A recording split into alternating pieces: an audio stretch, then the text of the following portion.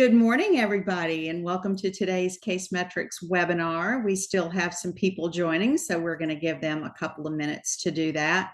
We're very happy to have Blade Thompson as today's webinar host, and we will get started here in just a couple of minutes. Attendees are joining quickly, so that's good. We can go ahead and get started with Blade's intro. A lot of you already know Blade Thompson. He's pretty awesome. Blade owns a law firm, Blade Injury Law in Atlanta, and he specializes in traumatic brain injury and trucking collisions in Georgia, Florida, and Alabama. Blade used to be the lead attorney at one of the Southeast's largest volume personal injury firms, and in the fall of 2019, he left to start his own practice. And he handles things a little bit differently by providing a niche in the PI field and a very hands-on approach to all of his clients, not just the largest cases, but to everyone. In the last 3 years, Blade has impressively gone from a startup up to a multi-million-dollar law firm while being able to stay a boutique niche firm offering his clients specialized attention. His success is in part to technology implemented at Blade Injury Law, with over $20 million in verdicts and settlements just in the last 3 years. Blade's excited to share how to efficiently operate your law firm by leveraging technology. Now, one thing I want to mention to you guys is our CEO, Alan, actually handpicked Blade to host today's webinar. Because he was really impressed with his ability not only to manage a significant number of cases by leveraging technologies, but because we track before and after offers at CaseMetrix, and his ratios are consistently off the charts. And we pulled a few examples to share with Blade's permission. One case that really got our attention is a $1 million settlement in a case where the client had an aggravation of prior neck, back, and hip injuries. So don't let them tell you that, just because you got priors that you can't see a big number.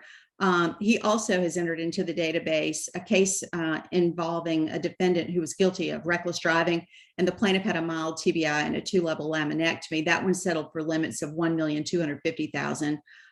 Another one that he settled earlier this year was for $1,275,000. And then he had another one, it was another disc injury case. So we're not talking about a catastrophic injury, but significant injury all the same. It was a disc injury resulting in a 2-level fusion for $1,250,000. So the list goes on, and you'll see almost his entire body of work in the CaseMetrix database, which is very helpful to everybody else in the network. So Blade has very graciously agreed to share some of his technologies that he's employing to run his practice in a most efficient manner. And Blade and his wife, Melissa, who has a very key role in managing his firm, have a recipe for success. And I'm very excited that he's going to share that with us today. I'm proud to introduce to you my client and my friend, Blade Thompson. So Blade, take it away. Great. Thank you, Kim. And thank you, CaseMetrix, for having me today. Welcome, everyone, to efficiently operating your law firm by leveraging technology. And really excited to be here today, and happy Friday. Hope everyone's excited about the weekend.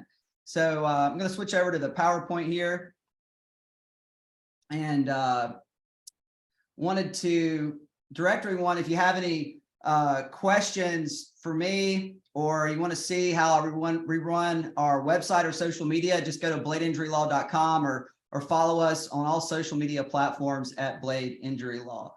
So a little background on me. Go Dogs. I'm a proud Georgia Bulldog, and I graduated from Mercer Law School in 2011. And fun little fact, I was a nerd. I passed 3 bar exams in 1 year right after graduating law school. So Georgia, Florida, and Alabama.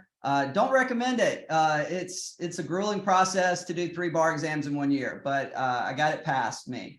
But I have worked at mid-sized law firms as well as a large law firm with over 80 attorneys. And so now, as a solo attorney, I really do leverage technology for my success and for my clients. So when I founded Blade Injury Law in 2019, that was not our first full year. We kind of did it in the fall. And so 2020 during the pandemic was our first full year. And my wife, Melissa, actually co-founded the firm with me. She's our COO. And if you haven't met Melissa, don't just think, oh, she's just Blade's wife. No, no, no, no. She is an integral part of my success as an attorney. And she previously worked on the executive level for a $1 billion global organization, which made her a great fit for the business side of our firm. Melissa does a lot of implementation of our marketing as well as company operations. I credit Melissa to the support staff that I currently have and our website and logo and social media presence that we have. So definitely say hello to Melissa if you see her around town or at a conference. All right. The client management tool that I use that has revolutionized how I manage my clients and my volume caseload. When I say volume, I'm not talking about 400 cases. I'm not talking about less than 100. I'm there in the middle. And Case Status is an amazing platform. At my firm, I do something very unique. All my clients have my cell phone number. Yes, my personal cell phone number, not a work cell. No, it is literally my personal cell. And they get it from the first call. I'm the one that calls them if we get a lead or referral from another law firm. And then I pass it on to my staff to do more detailed intake, collecting basic data. But as far as evaluating the case very early on, I do that and I'm a very hands-on approach with that. So clients always get my cell number, and then we onboard them to the Case Status app. And you're probably thinking, Blake, you probably get calls from clients all the time. Actually, I don't. My clients are very in tune to the way we operate, and we onboard them very well onto the Case Status app. I have clients that are in their 70s and some in their 80s that have used Case Status and have no issues using it. And it's actually a web page as well where you can log in. So if, heaven forbid, a client drops their cell phone in a bucket of water or loses it, they can go to the library and get on a computer, borrow a friend's phone, and it's just like checking your email. You would log in with your unique password, and you really should demo Case Status. The Case Status team is actually here on the webinar, and if you pull out your phone, open up your camera on your smartphone and scan this QR code that is here on the right side of the slide. That's a great way to sign up for a demo. And let me talk to you a little bit about this app. I started using it in the fall of 2019 as I was starting Blade Injury Law. And at the time, I wasn't able to give it the full attention. So by the January of 2020, I started leveraging Case Status. So what I noticed at the time was it was just me in the office, clients had my cell phone, and we were texting primarily through FileVine, which I'm going to talk about in a moment. But I started using Case Status, and it changed the whole game because clients were able to get 24/7 access to their case. They knew exactly what was going on. I, in turn, knew exactly what they were doing. If they were in the middle of their medical care, they would log their appointments. Okay, today at 9 a.m., I've got to go get an MRI at American Health Imaging. Well, that would be in there, and the location. And it would send a reminder to the client 24 hours prior to the scheduled appointment and 48 hours in advance. So they knew about this appointment ahead of time. Either I was scheduling it or the clients were putting it in the Case Status app. So now I have 5 support staff, 5 paralegals that work with me, and I'll talk about them later on in the presentation. But at the time, I was managing a caseload over 100 cases by myself using this technology. And I was, I think in 2020, we did 5.3 million in gross settlements. So that was my first full year on my own. And later during the pandemic, I hired some part-time contract workers, but it was primarily me in the office doing the work and grinding. Of course, my wife, Melissa, was doing her side of the business, but as far as the day-to-day case management and trial work, that was me. The beauty of Case Status, not only is it just texting clients and getting updates, your phone's not ringing like crazy. What I really like about it is the data collection beyond that. So I'm able to automate messages and updates to clients without me having to think about it. So if you don't know what automation is,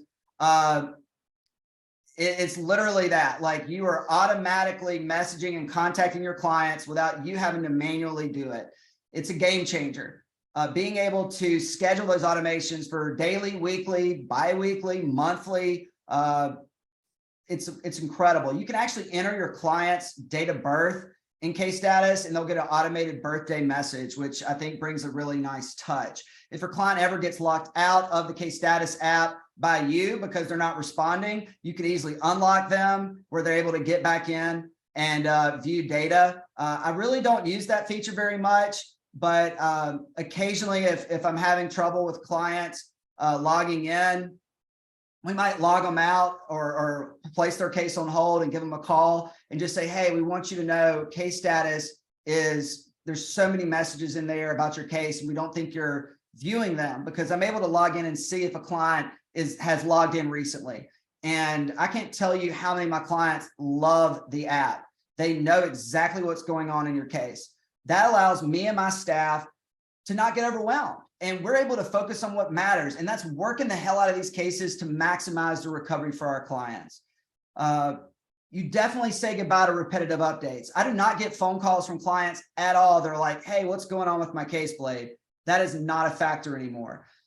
The other awesome feature is, you know how your clients are feeling. Throughout phases in Case Status, the client is asked to give us feedback, let us know how we're doing as a firm. But also when they are treating for their injuries, they're able to give feedback on how they are feeling. How are their symptoms going? You know, that kind of thing. So there's this thing called the treatment log. And so if a client sets an appointment in Case Status for like a pain management visit or physical therapy or chiropractic, and after that appointment, they get a reminder, I think it's either 2 hours after the appointment or 24 hours after, to go back in and log their treatment, meaning like, how are they feeling, and add some notes. We capture so much interesting data through that. It is incredible.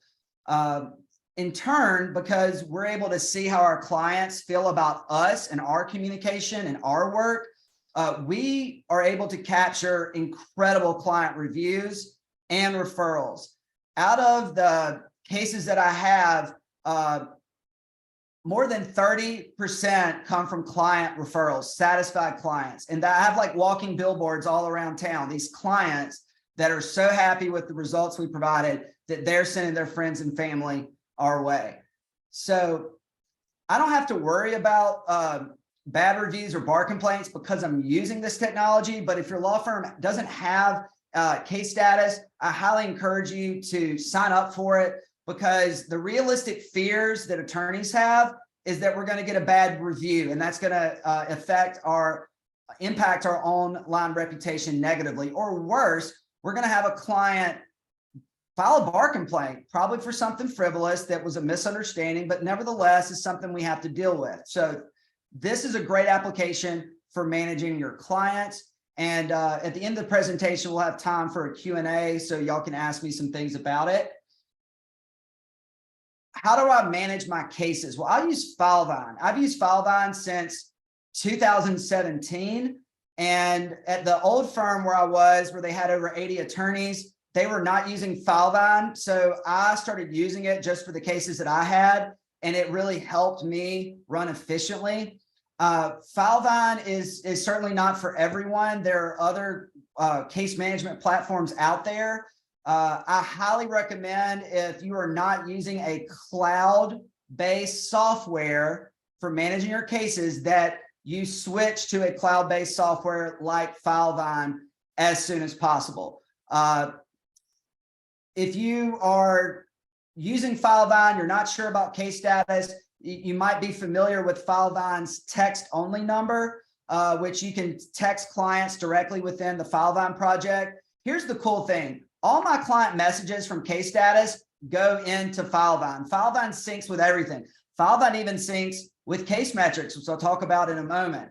FileVine is amazing. I use it and other third-party softwares that integrate with it, such as Domo, to capture data, where I'm able to see how many cases do I have in demand prep, where we're preparing the demand. How many cases do I have in litigation? How many have I referred out?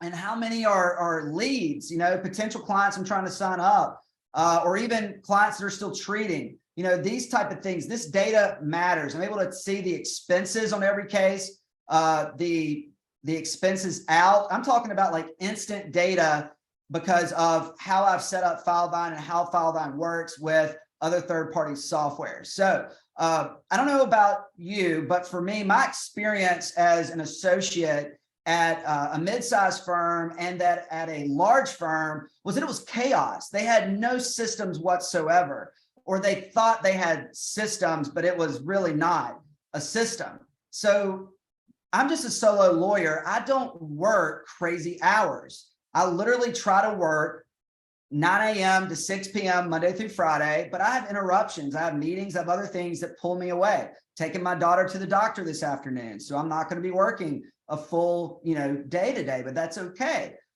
If you have these technologies in place, you can take time to be with those that matter most, your family, your pets, your friends, whoever your loved ones are. And that's why this webinar is so important for you to be here right now and hear what we're sharing. So on to my favorite vendor, CaseMetrix. It's so important that you present, whether you're a defense attorney on the webinar today or a plaintiff's attorney or both, that you present data when you are arguing your case to the opposing counsel, to a mediator, an arbitrator, or an adjuster. Less than 5% of these cases go to trial. Can't tell you how many cocktail receptions I've been to, and the lawyers are all standing there and being like, war stories about trial. Well, guess what? That's only 5% or less of what we do.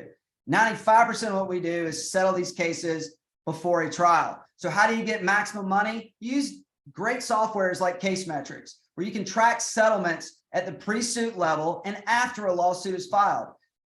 All of those settlements that I've had that Kim shared, one of them that settled for $1 million this year, the first offer a year ago was only $10,000. So the difference in pre-lit level of offers versus litigation is substantial. If you're an attorney on the webinar today and you do not litigate, find a litigator. Ask me and I'll be happy to give you several names of good attorneys who I also co-counsel with on my litigation files. I'm a litigator. I try cases. It's a lot of fun, but it's not for everyone. So if you want to maximize your cases, find a litigator. Here's the kicker about CaseMetrix that I'm so excited to share with y'all is that they have recently started an integration with FileVine. So I used to manually enter into the CaseMetrix database my verdicts and settlements. I no longer have to do that. Instead, CaseMetrix data is pulled from FileVine and I get to choose what that data is. It's not like they just automatically pull it. It's something that you have 100% control over. So please try out this integration with FileVine. And if you use another software like Clio, or I don't know, maybe you're still stuck on Needles.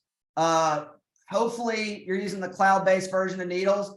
Get them in touch with CaseMetrix and they can set up an integration.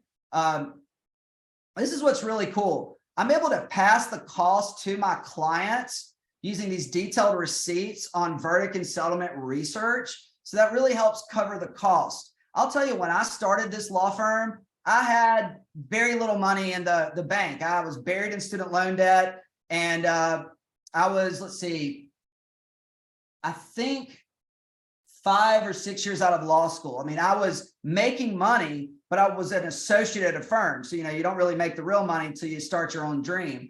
So I've used CaseMetrix for many years. I might be bold as to say I've used them for 7 years because I started using it at my old firm.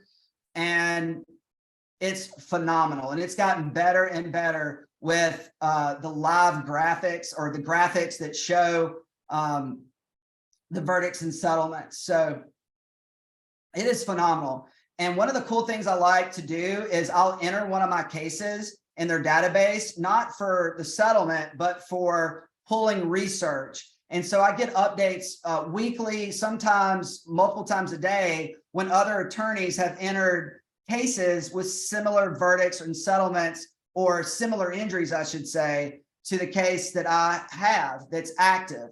And so then I pull those cases periodically when I'm sending a demand to opposing counsel or going to a mediation. And it really, really helps with arguing the case value. And so I highly encourage you to demo CaseMetrix if you have not.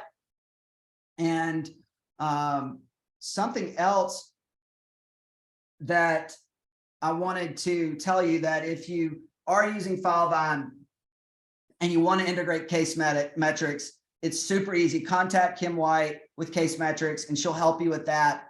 But essentially inside FileVine, I'm able to let CaseMetrix know when a case has settled, and then the data is pulled through automatically into the CaseMetrix database. I have cases where there are confidentiality agreements, so I'm able to control those cases not going into the database. So that's why I was saying earlier, you have 100% control of it, and I highly encourage. As far as a time management thing, I would say that it would take me anywhere from 5 minutes to 20 minutes to enter a case in the database manually. And that's with me being very experienced and familiar with entering those cases manually. Now it takes me less than 5 minutes, sometimes less than 2 minutes, through the FileVine integration with CaseMetrix to report those cases. So definitely check that out. Let's see here. I wanted to talk to y'all about other softwares that I use to efficiently operate my firm. So I'm going to show you this slide. Okay. If you're a defense attorney and your client wants you to file a counterclaim as a counter plaintiff, you would probably be able to go through your carrier to get their insurance claim history report. But if you're a plaintiff's attorney like me, where all I do is plaintiff's work, I don't represent corporations, there's a wonderful website for us called ISO Claim Search, and you can pull your client's insurance claim history report, but you have to have a signed authorization from your client. And can't tell you how important this is. Before you file a lawsuit, get the insurance claim history report. It doesn't mean you're going to drop your client. What it means is you're going to get the report. You're going to see that there were auto claims, homeowners claims, God knows what, even some health insurance claims show up on this thing. But my point is, before you get into discovery and your client's answering interrogatories under oath or deposition testimony under oath, you and your client get to research the client's claim history. In my practice of traumatic brain injury, clients don't remember what they ate last night. You know, their short-term memory is jacked. And for some of them, thinking about things that happened years ago is extremely challenging. It's extremely challenging for me to remember all the insurance claims that I've had, because, you know, when you're asked that question on the spot, you're going to forget. But if you get prepared by getting the report, you're able to do a lot of things. You're able to educate the adjusters about that prior claim, because you then in turn go get medical records, crash report, whatever else you might need, imaging films, to establish that that was not a significant claim and that the injury is resolved. Or I find this very common. You're representing, let's say, a father who is the insured policyholder. So the claim report has the client's name all on it, but the claim isn't due to the client you represent being injured. It's just because they're associated with the claim because they're like the owner of the vehicle or the insured on the policy. their name is on that report. So I've had defense lawyers call me when they first get a file, and they'll say, Blade, did you know your client has like 19 claims prior to this data loss? And I'm like, yeah, and I'm not worried about it. Check your email. I just sent you an explanation about those prior claims. And she's like, okay, I'll get back with you. And then that case later settles for like 500 grand policy limits because I wasn't scared to do the research ahead of time. Okay, enough about ISO claim search. Let me get on to the other software. Domo. I did touch on this briefly when I was talking about FileVine. Domo helps you track data in real time. I'm going to show you the Domo website on FileVine so that you're able to kind of see what I'm talking about. I would show you my Domo, but that has too much data that I just can't show. But essentially, if you log in, imagine you're seeing a graph, and that graph says how many trucking cases you have, how many premises cases, wrongful death cases, auto crash cases, or you're wanting to track your referral sources. And so the graph says, okay, well, Blade Injury Law sent you 13 referrals, or client so-and-so sent you this many cases, vice versa. You're able to identify so much data that helps, or you're wanting to know where your client is in their treatment, or let me back that up. You're wanting to know, out of the total number of cases your firm has, how many of those cases are in the treatment phase, the demand prep phase, negotiations, litigation, settlement phase, or what I call the payment disperse phase. Because as a solo practitioner, if I go from the settlement phase and I don't do a payment dispersed phase where I go back and I make sure that all the IOLTA trust account checks were cashed, I can't close my file.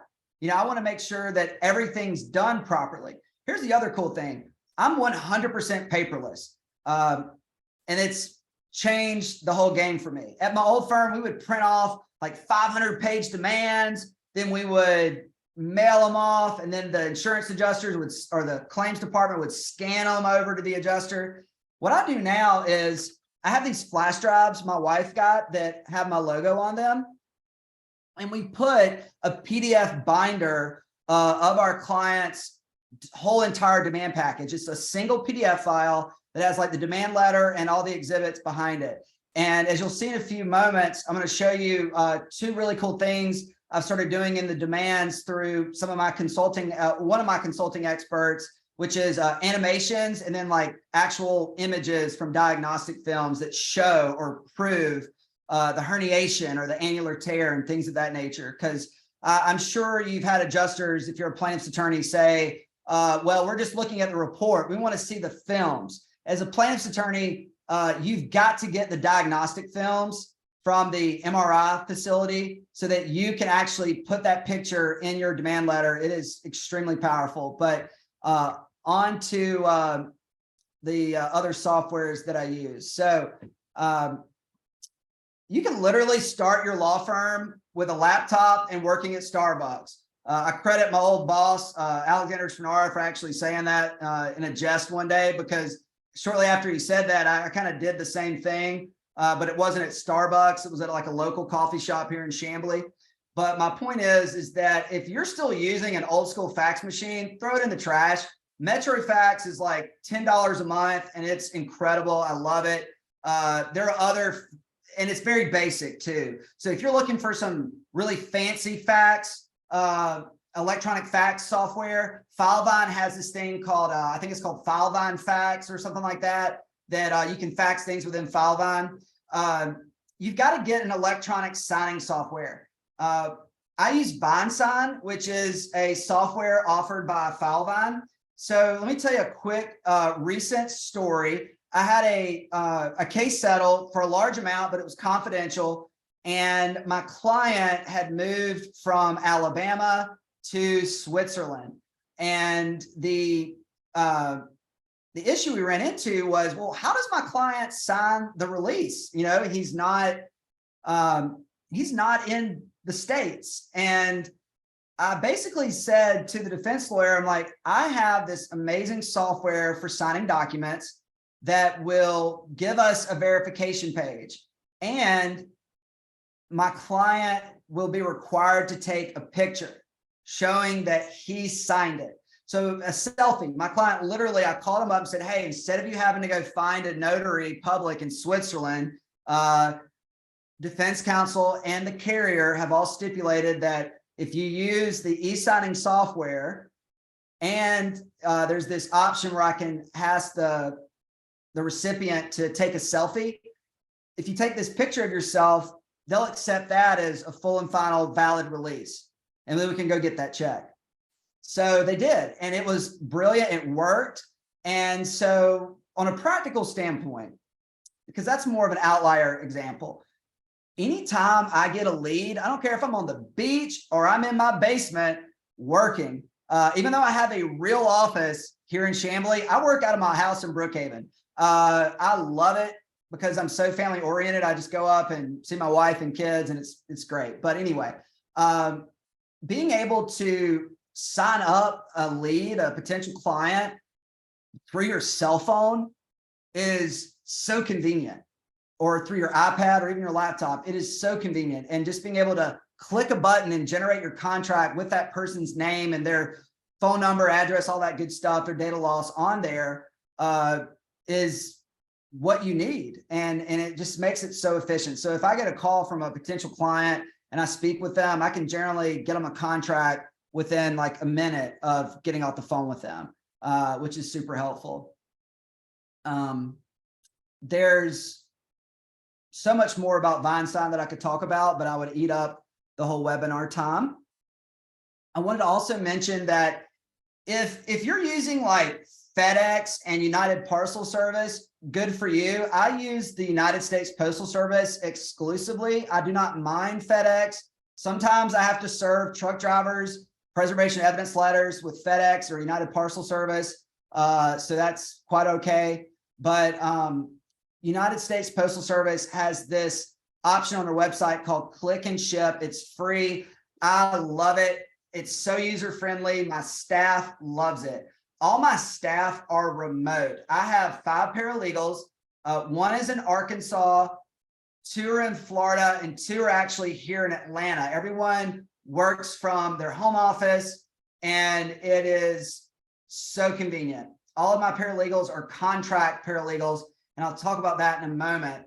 Well, actually, I'll go ahead and hop into that. My wife, Melissa, and I were during the COVID pandemic.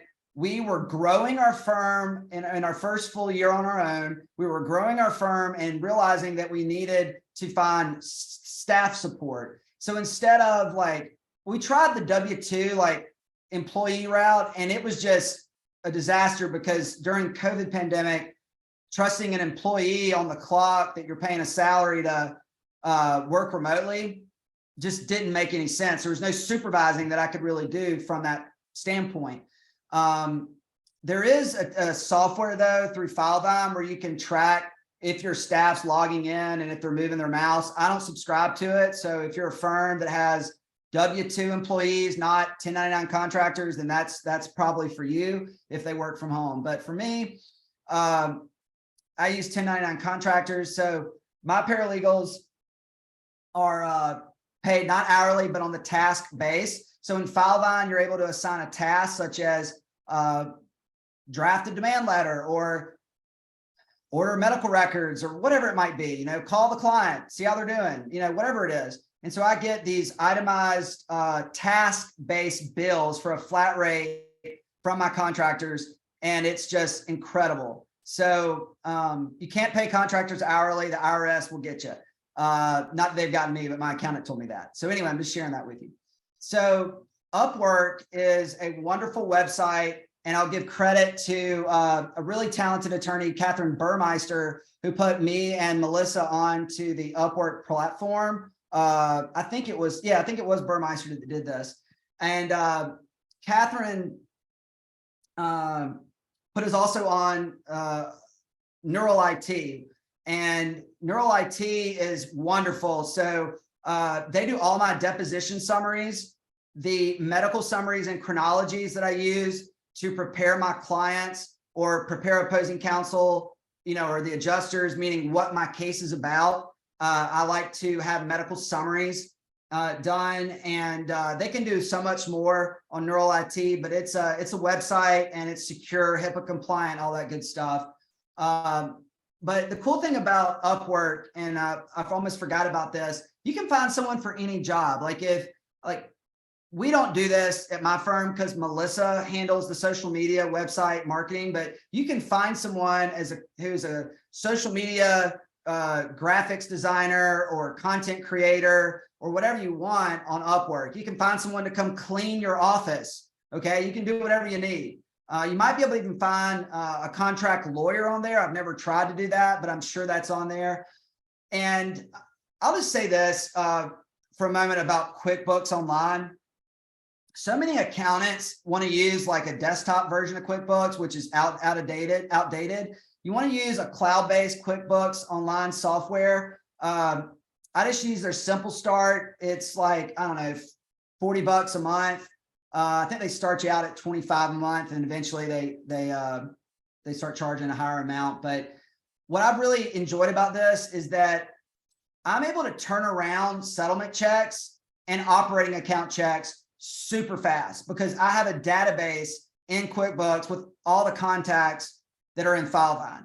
Now, I wasn't able to like run an Excel sheet, and then basically what I did is I manually entered them over time. There is for sure a way to run a report in FileVine or your case management software to pull all your contacts and put them in QuickBooks somehow. You might have to manually do it. But my point is, I used to handwrite the checks. And I remember in 2020, handwriting so many settlement checks, and it would take me hours. If I had like 5 cases in a week that I had to write checks for, it was going to be 2 or 3 hours to get all those checks written by hand.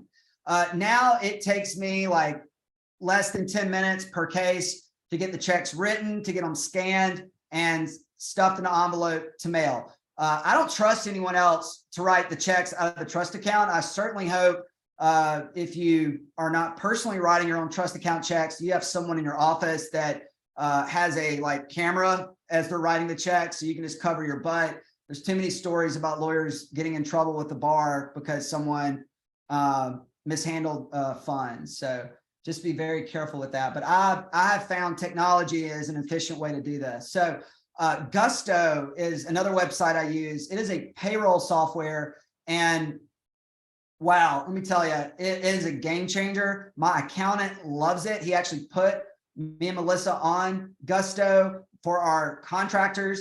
Some of my experts actually get paid through Gusto. And the videographer that I use, I also pay through Gusto. So that's super cool. I wanted to show you 2 things that I've used in my demand letters that are game changers. So I use a company that is exclusive to me and one other attorney, Aaron Deshaw, and it's called Settlement Intelligence. And the consulting expert I use, her name is Charlotte Sinclair. She's actually on the webinar with us today, and she is brilliant. You can actually get a DVD from trialguides.com called Demand Letters, and you can see exactly how to write a badass demand to an insurance company or a defense attorney. So I'm sharing here an excerpt from one of my demands. So if you take out these diagnostic films, you can't do this unless you have the software. And there's a free software called OsirixX. And I will see if I can pull that up for y'all in a little bit. But my point is, this is a hell of a lot better than an MRI report, isn't it? You're if actually show where the herniations are, where the stenosis is, and then you actually label the vertebral levels of the spine. A basic, if you've ever seen diagnostic films before, it doesn't come with the little yellow letters that say the vertebral level, L1, L2, L3, and it definitely doesn't come with these charts or graphs showing what the injury is. But that's pretty powerful. The other thing I've been using in demand letters that I think is extremely convincing, besides a picture, is a video. So we use animations for a lot of our demand letters, not all of them, but certainly ones with higher values for sure. So these animations are extremely powerful to educating an adjuster and a defense attorney as to what this procedure is. It's a lot better than just asking the doctor on the witness stand to tell us if this is a painful procedure. You know, actually seeing an animation of it is powerful. One last thing that I just wanted to show is the CaseMetrix software, so that you know what I'm talking about.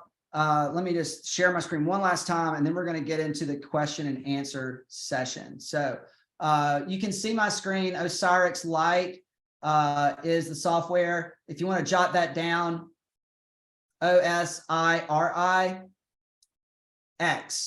and it's a free software. The software will occasionally prompt you to buy it. Do not buy it. You don't have to. But I'm able to view diffusion tensor imaging, MRI, CT scans, a whole bunch of cool things. So it's been a game changer. See, I might have one more slide, and then we're going to jump into the Q&A. Let's see where we are. Questions. And thank you so much for listening. Okay, this is amazing. I love it. And we do have some questions already logged, so I'll go ahead and jump into those. Guys, continue to enter any new questions into the Q&A box, and we'll handle as many of these as we can. Drew Ashby was asking, why use eFax instead of FileVine fax application?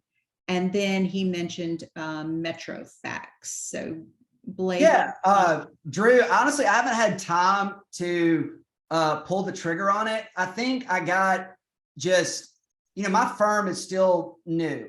You know, even though I've had a lot of success in 3 years running this firm, I have been more focused on working my cases as opposed to implementing other technology. There is definitely other technology that I want to use. FileVine Fax is a wonderful application. My hesitancy for that was just that I have a dedicated fax number that I don't know if things have changed, but I cannot get FileVine Fax to assume like ownership of my fax number from MetroFax. So that's one reason. I think the other reason too was cost. It's a little more expensive, and you know, not that I'm saying don't use FileVine Fax. I just need to look at it again. So okay. FileVine, contact me about your FileVine Fax. Okay, and thank you. And Brianna Thornberry is asking, is Domo more effective than FileVine reports? Yes, Domo is thebomb.com. Let me tell you.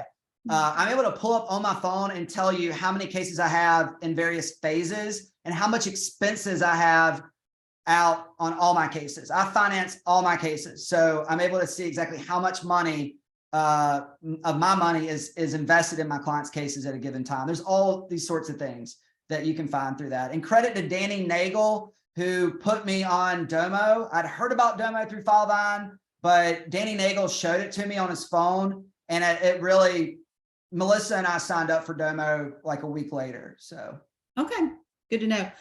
Mike Daisley. Hey, Mike Daisley, haven't seen you lately. I use FileVine as well, and frankly, it's been frustrating finding folks who know how to craft it to my firm's needs. But beyond that, I've always been concerned about how to back up all the data for each client in a separate location. So do you guys have a system to do a separate data backup just in case FileVine goes under or starts holding info because it wants to change? What do you do for backup of data and files uploaded to FileVine? So currently, we do have backups on like OneDrive and Dropbox, but I'm not going to back up everything. I've never had an issue with FileVine. I've been using it for 5 years now. And I know that FileVine is not for everybody, but if you keep it simple, it will make the money for you, so to speak, meaning it'll give you the tools you need to operate efficiently. So I don't back up everything, but like evidence that's really key, police video, diagnostic films, demands, you know, exhibits, things of that nature I do. But I know there are attorneys that back up like every single thing. Like, give me a break. You don't have time for that. Okay. Michael Joffroy. Hey, Michael. He's asking, what is the range of cost for neutral IT for medical summary and depot summary? Yeah, so like Neural IT is currently running a special. So it's usually like $1.25 per page, but you can go on their website now, neuralit.com, and get 100 pages of medical reviewed for free. And then I know that they were running a special earlier this month where it was like 50 cents a page. But yeah, you can tell them how you want things done. Like if I want them to write a demand letter and I want them to format it in a particular way, I just upload them an example and then they will make really strong efforts to format it exactly like I want it. Okay. Drew Ashby. Hello, Drew. He's asking, do you also use any sort of cloud file storage like Dropbox, Google Drive, etc.? And if so, what do you use it for?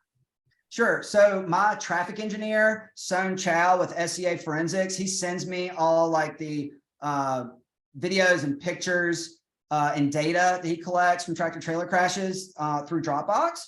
So I do have a business Dropbox account. And with my life care planner, I use LCP Pro here in Atlanta, and they prefer that we use Dropbox to share client matters. So going back to, I think it was Mike who asked about, do I back up the data? I do use Dropbox, but it's mainly so I can share data with experts. So that's why I said I back up things. But Okay.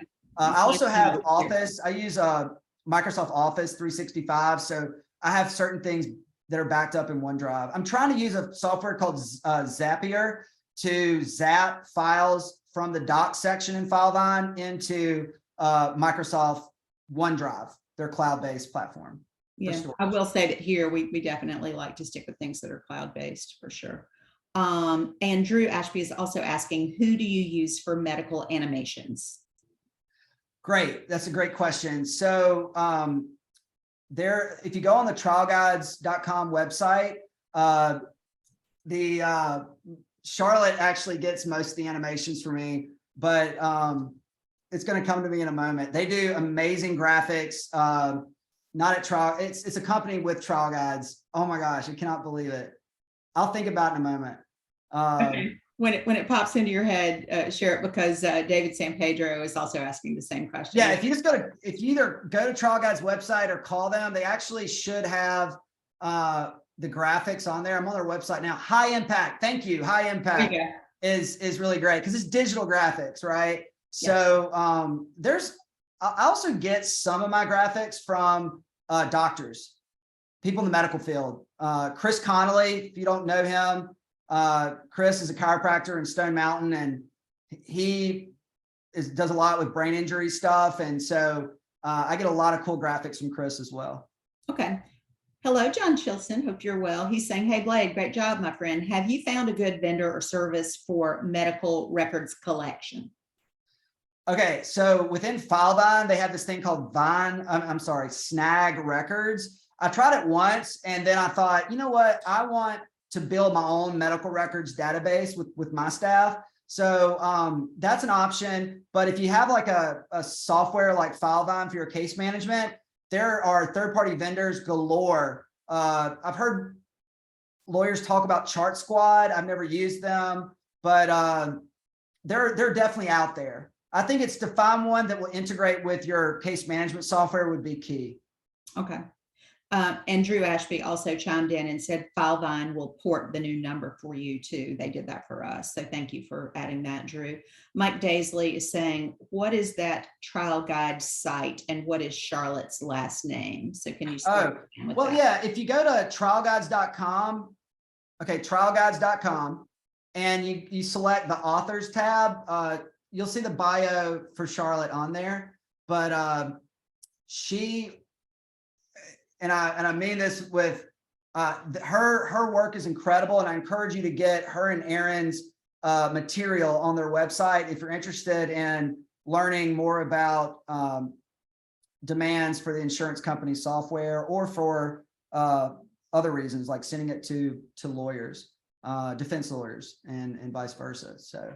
But Charlotte Sinclair and Aaron DeShaw, who Aaron founded Trial Guides. So thank you. And Yeah. Sherry Reese is saying, we are currently in the process of switching over to FileVine from Clio. Rollout is set for the first week in January. Would you recommend that we wait on CaseMetrix until the team has been fully trained and switched over? Or would we want to roll out both at the same time? Is that? Your clients' cases need CaseMetrix. And I'm not just saying that because I'm hosting a webinar with them. It's powerful. Like, just sign up. It's great. Just ask him about it later. I will say we're in the middle of settlement season, and the whole time I was paralegal for 27 years, everybody always talked about settlement season being a thing. It's a thing. It's very real because we see more settlements reported in November and December than any of the other months. Right. It's huge. For plaintiffs' lawyers, you want to make sure, but your clients. I'll say something, Kim, and the motorcycle case that I settled earlier this year for 1.275. I think Allstate had offered me like 400,000 and they weren't budging, right? So I sent a demand this time of year. I gave the defense lawyer and Allstate 10 days to pay me that money, and they did. So now the demand was really good, and the case was posturally set. We weren't set for trial, but we were about to be. So it was in the right position to get that money at that time. But yeah, okay. Settlement season. So settlement season. Yeah. We're in the sweet spot right now. And, it's funny because plaintiffs are really motivated to get cases settled, and adjusters are very motivated also to get cases settled before the end of the year. Plaintiffs lawyers want to make sure in that process that you're not undervaluing just to get some quick cash. Right. And attorneys need to make sure that they're making responsible offers. Defense attorneys need data too. Not all defense lawyers subscribe to CaseMetrix. And so if you can give them that data or give them a medical summary and the CaseMetrix data, it'll help them write a better report to their adjusters. I mean, help your defense attorneys. I mean, obviously they're opposing counsel, but if you got something helpful, don't hide it. Give it to them. Absolutely. And I tell people, if they're not used to using CaseMetrix, tell us anything. If you're a plaintiff's lawyer, tell us anything about the case that makes it particularly strong or weak. Let's have a really objective conversation. We can deal with perceived weaknesses in cases by directly incorporating that into our research to make sure that we're not ignoring the fact that, they've got priors. You're in a traditionally conservative venue. Tell us anything about the case that causes you concern. And from a defense end, if you're defending a case, tell us the things about the case that have you concerned about trying it, or any strengths that you see in the case too. So, we want to make sure that we're giving you exactly what you need. Michael Jeffroy said, I agree, CaseMetrix is a great resource. What are some tips for using to help negotiations, especially when to present them? I want to chime in on this. Okay. A lot of lawyers are inclined to use the data with demand letters. And I think when you've got a case where the limits really aren't sufficient, or you've got a time limited demand situation, that's not a bad strategy. But we track everything statistically here. And we find that a good time to typically to use the data for a plaintiff's lawyer is after you've already sent a demand and you've got an offer. Find out where the holes are in the case, then get us involved. And that seems to be better. Also, if you've got a case that's going to mediation, don't spring the data on them at the last minute at mediation. Defense counsel and insurance company need time to process the information, make sure that they are assigning adequate reserves to a case before they show up for mediation. That's a better result for success. Let's see. Toya Brawley Gray, hello there. And she said, who do you use for animations? I think you already addressed that. Yeah. And Toya is also asking, do you typically outsource your demands, or do you contract paralegals draft them? Have you started using any type of technology for discovery? Yeah, so Neural IT can, if you got volume demands you need to get out, give them like a good example of your demand and send it. I handle a lot of complex cases. Like most of my cases are not, most of them are disc injury cases or mild traumatic brain injury cases where I'm getting really low offers and I'm settling the cases for 7 figures, So work the hell out of your case and know where the holes are, but address them and turn your weaknesses into your strengths. And so that's why having a consulting expert, maybe it's a nurse or someone familiar with insurance claim softwares, or outsourcing your demands to someone that you want to try out. I would be very cautious with marketing ads on Instagram for people who claim to write demand letters for lawyers. I would be extremely cautious about that. They might be selling snake oil, okay? But paralegals at my firm do handle maybe drafting and putting together demands, but they don't send them. I do, and I make sure everything's in there. So that's why I'm very hands-on at my firm. I'm not at the golf course. I'm certainly not saying you can't be at the golf course, but at this time of year, your butt better be at the desk. It's settlement season, right? So yeah, Sure. you can absolutely outsource this stuff. That's how I do it, but I also write a lot of my demands. And because I do that, I pull things like medical summaries and animations from other demands that I've written, and I put them together. So don't rule yourself out as an integral part of that process. But I say, if someone else can do it, you shouldn't be doing it as the attorney. Okay. If Yeah, I someone as a agree. non-lawyer can do it, outsource it. I was a freelance paralegal for about 16 of my 27 years in that field. And a lot of what I did was medical chronologies and demand letters. And my demands were custom demands. I think the person who knows the medical inside and out, understands liability, all that kind of stuff, needs to write a good custom demand letter. I don't think there's any substitute for that, but just my 2 cents for what it's worth. Mike Daisley also says, thanks. There are good folks. Are there good folks that can help me get the most out of FileVine? I found it just takes a long time to set it up. What do you mean by keep it simple on FileVine? Yeah, I think keep it simple is this. Like, I didn't ask FileVine to train me. I learned FileVine over time. I know that's not as easy for law firms that were not in a growing stage, but I learned it over time. I tried to keep it simple. So don't try to customize too much.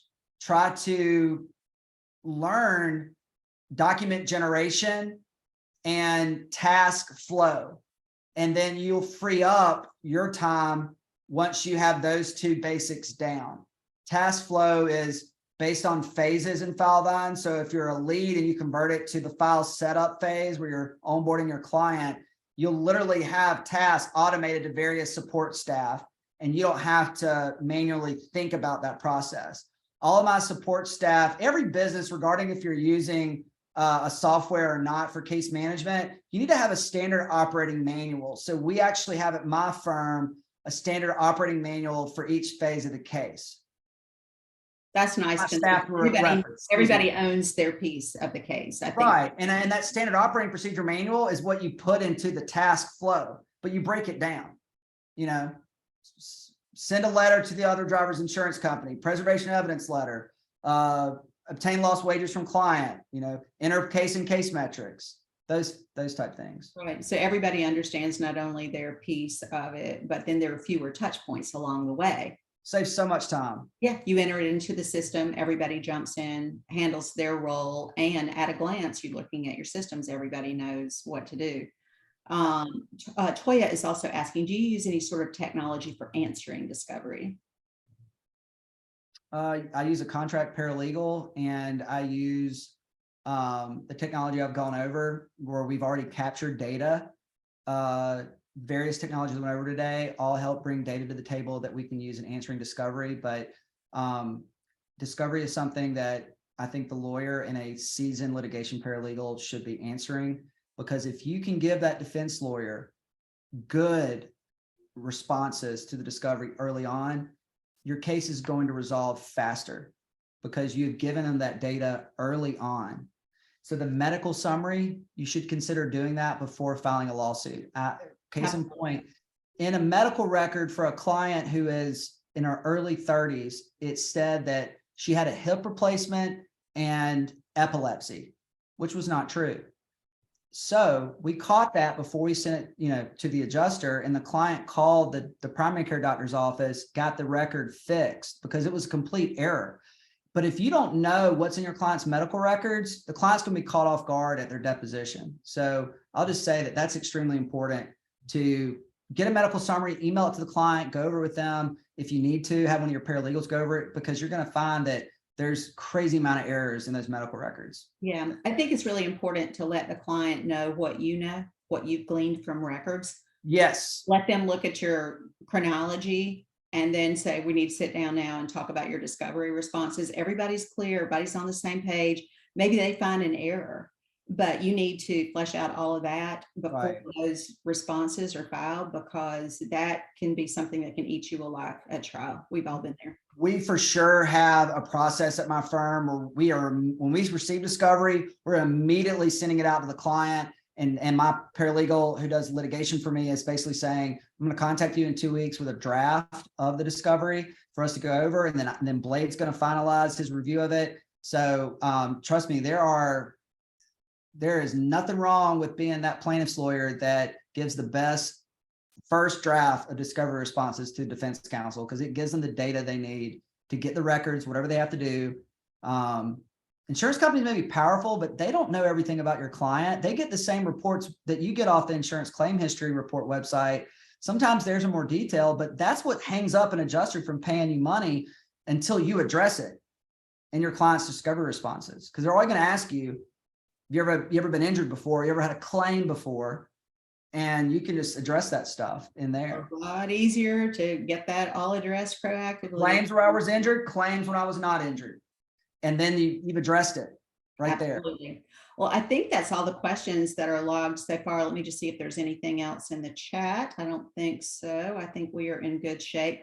I have put in the chat and in the Q&A my email address and Blade's email. I'm at kim.white@case-metrix.com. Blade is blade@bladeinjurylaw.com. If anybody has questions about FileVine or Case Status or some of these others, email me. I'll respond to you, provide an email introduction, and I'll CC Blade. So we're all in that thread together, and we'll be glad to put you into the right hands with the pros there that can really answer your questions better than we can. But thank you so much for attending. Also, for people who want a recording of this, email me. And once we've got that produced, we'll be glad to send you a link to the recording as well. And like we had one more that, oh, Alex just said, thank you for the great tips. You're welcome, Alex. And thank you for joining us. We will be sending out an email next week on our next webinar. So stay tuned for that one. And thank you all for joining us. Blade, this was good stuff. Thank you so much. You guys have a great one. Bye, everybody. Thanks. Bye-bye.